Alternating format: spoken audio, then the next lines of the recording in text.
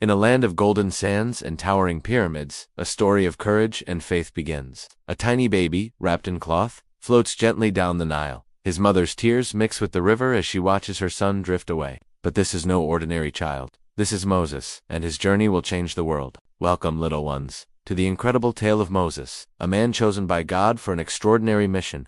Are you ready to discover how a baby in a basket became a great leader? Let's dive into this amazing adventure. Long ago in Egypt, a cruel Pharaoh ruled the land. He was afraid of the Hebrew people who lived there, so he made them slaves. But the Hebrews kept growing in number, and Pharaoh became even more scared. Every Hebrew baby boy must be thrown into the Nile, he ordered. But one brave mother couldn't bear to lose her son. She hid him for 3 months, his giggles and coos a secret melody in their home. But as he grew, she knew she couldn't hide him forever. With trembling hands and a prayer on her lips, she placed her baby in a basket. "Lord, watch over my little one," she whispered, setting the basket afloat on the great river.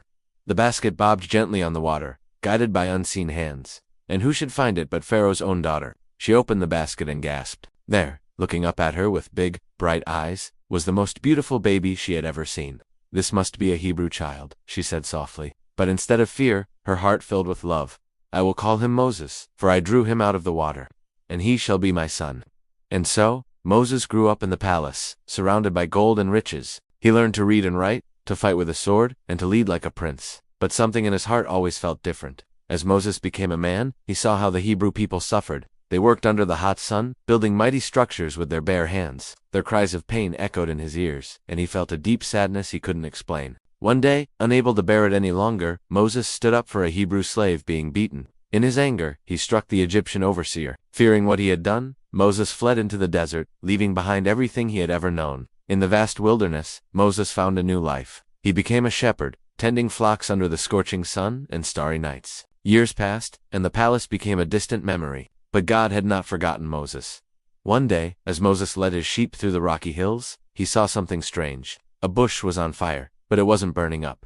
Curious, he moved closer. "Moses, Moses," a voice called out from the flames. "Take off your sandals, for you are standing on holy ground." It was God speaking. Moses trembled with awe as he listened to the divine voice. "I have seen the suffering of my people in Egypt," God said. "I am sending you to Pharaoh to bring them out of slavery." Moses was afraid. "But Lord," he protested, "I am not a good speaker. How can I face Pharaoh?" God reassured Moses, "I will be with you. I will give you the words to say." With courage in his heart and God's promise to guide him, Moses set out for Egypt. The palace that was once his home now loomed before him like a giant. But Moses stood tall, for he knew he wasn't alone. "Let my people go," Moses declared to Pharaoh. But the ruler's heart was hard, and he refused to listen. So God sent amazing signs through Moses. The Nile turned to blood, frogs covered the land, and darkness fell over Egypt. But still, Pharaoh wouldn't budge. Finally, God told Moses to prepare the Hebrews for a great escape. They were to mark their doors with lamb's blood, so God's final plague would pass over their homes. That night, a cry went up across Egypt as the firstborn in every unmarked house died. Pharaoh, broken and afraid, finally agreed to let the Hebrews go. In the early dawn, Moses led God's people out of Egypt. Thousands upon thousands followed him, carrying what little they owned. They were finally free. But Pharaoh changed his mind one last time. He sent his army racing after the Hebrews, who found themselves trapped at the edge of the Red Sea. "Don't be afraid," Moses told the terrified people. "Watch and see the deliverance the Lord will bring you today." With faith in his heart, Moses stretched out his hand over the sea, and then, a miracle.